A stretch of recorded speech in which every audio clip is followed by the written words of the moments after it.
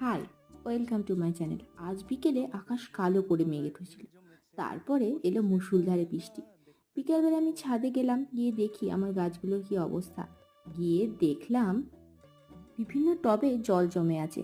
আর যে কন্টেনারগুলোতে আমি দোপাটি লাগিয়েছিলাম তার মধ্যে একটা গাছ নিতেও গিয়েছে আর কন্টেনারতে জলও জমেছে। আমি কন্টেনার থেকে জলগুলো ফেলে দিলাম আর অন্যান্য দোপাটি গাছগুলো দেখলাম ভালোই আছে। আগের বছর শীতে আমি যে চন্দ্রমল্লিকার গাছটা কিনেছিলাম সেই গাছটাতেও দেখছি জল জমেছে। সেই টবটা থেকে জলটা ফেলে দিলাম।